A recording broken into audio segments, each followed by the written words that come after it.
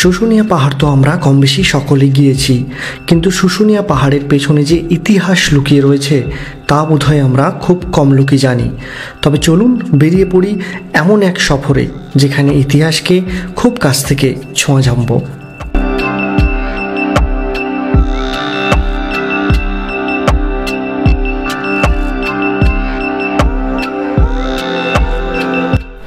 শুশুনিয়া পাহাড় থেকে খানিক এগিয়ে যে রাস্তাটি শিউলিবোনা ইকোস্টের দিকে চলে গেছে, ওই দিকে সোজা চলে গেলে পৌঁছে যাওয়া যায় শুশুনিয়া পাহাড়ের পেছন দিকটায়। ওখানে পৌঁছে যে কাউকে শিলালিপি দেখব বললেই রাস্তা দেখিয়ে দেয়। গাড়ি একটি বিশাল খেলার মাঠে রেখে বাকিটা হাইক করে সামান্য পাহাড়ে উঠে পৌঁছতে হয় শিলালিপির কাছে।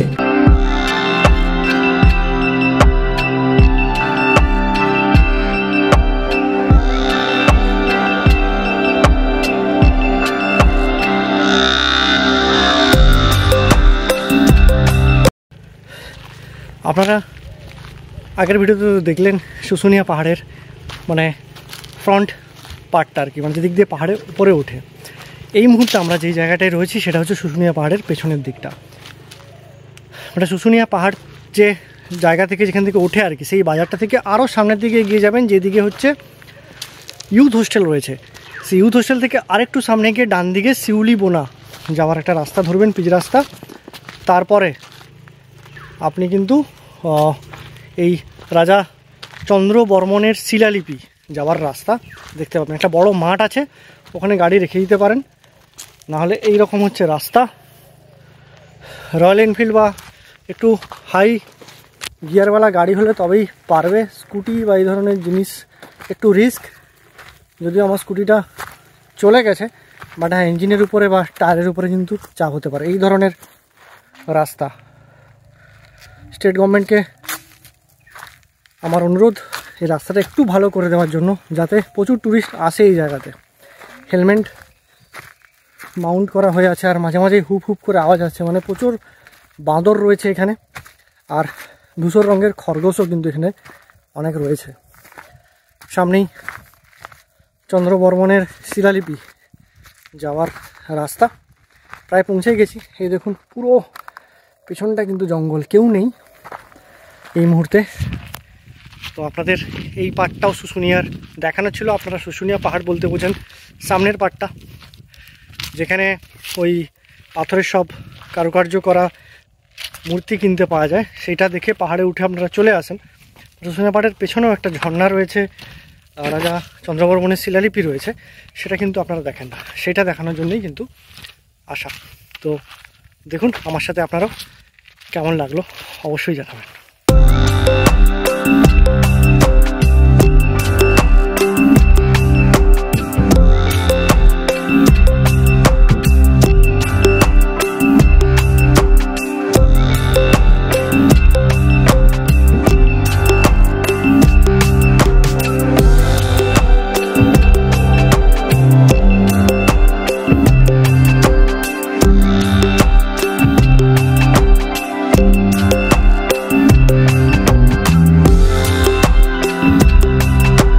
শুশুনিয়া পাহাড়ের সামনের দিক দিয়ে আপনারা যেরকম জলের একটা স্রোত দেখতে পারেন, যে পাহাড়ের কোথা থেকে ওই জলটা আসছে, পাহাড়ের ঠিক পেছনেও দেখুন এই ধরনের একটা স্রোত রয়েছে। ওই যে পাইপ দেওয়া রয়েছে, কোথা থেকে জল আসছে কেউ জানে না, তবে 24 ঘন্টা কিন্তু এই জল পড়ে।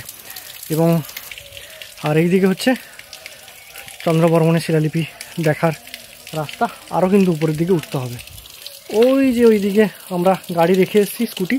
এবারে পুরোটা দেখুন জঙ্গল চারপাশে, আর তার মাঝখান দিয়ে কিন্তু এরকম রাস্তা। আপনাদের একদম চন্দ্র বর্মনের শিলালিপিতে গিয়ে আমি কথা বলছি।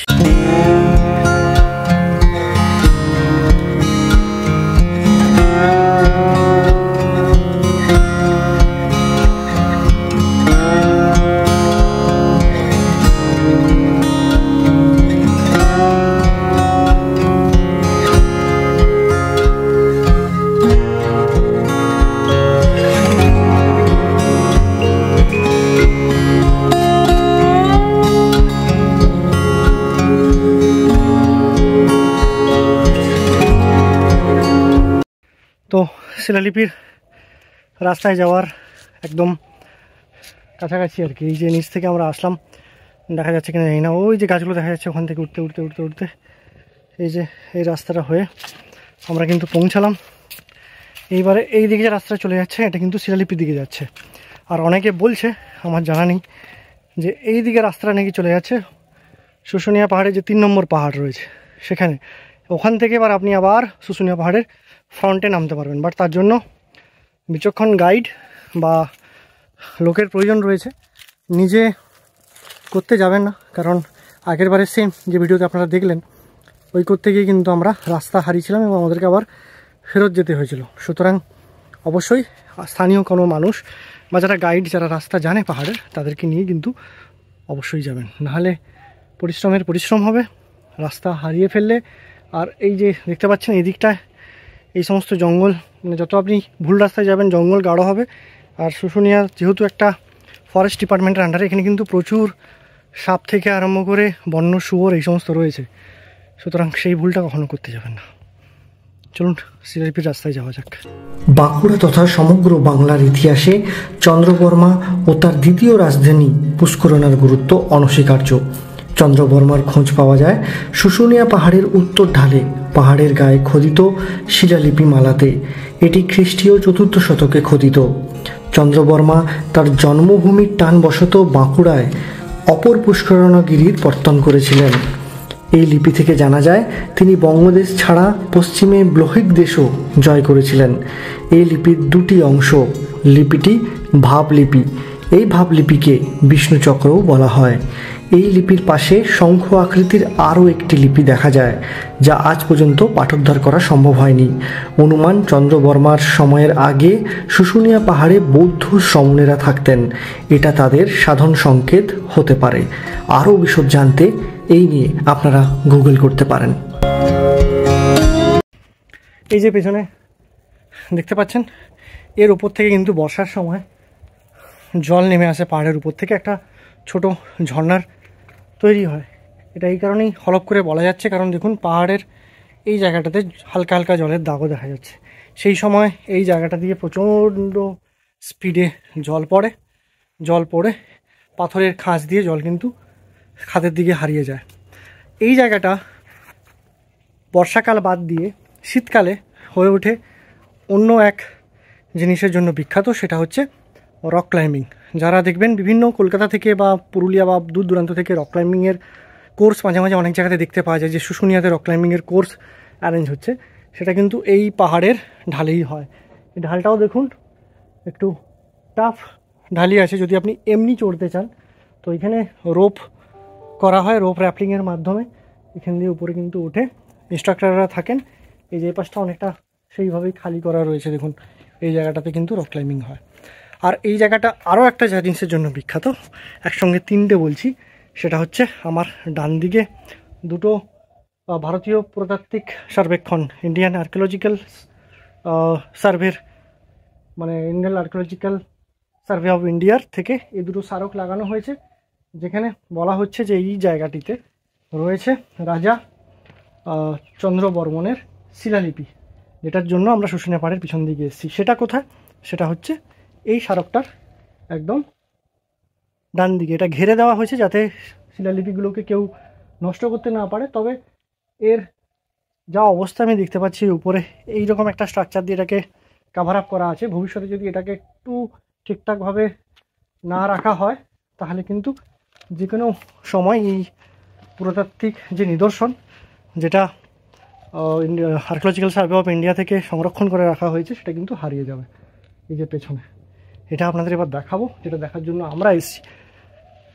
এটা তো আপনারা যারা শুশুনিয়া পাহাড় আসেন বেড়াতে, তারা কিন্তু শিউলিবোনা যাওয়ার রাস্তায় গিয়ে এই চন্দ্রবর্মনের শিলালিপিটাও কিন্তু দেখতে ভুলবেন না। যদি শুশুনিয়া এসে এটা না দেখেন তাহলে কিন্তু শুশুনিয়া ঘোরাটা অসম্পূর্ণ থেকে যায়।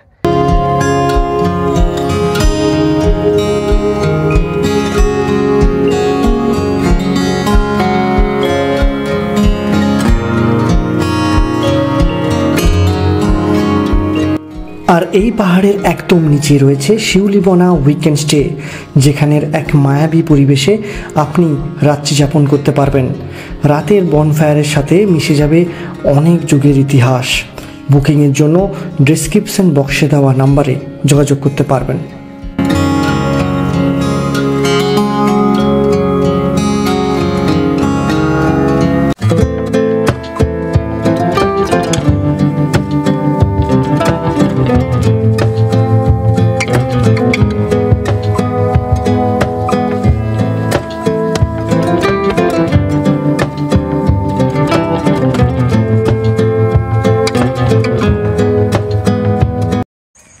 এই মুহূর্তে যে জায়গাটায় কিন্তু আমি আছি সেটা হচ্ছে শিউলিবোনা হোমস্টে।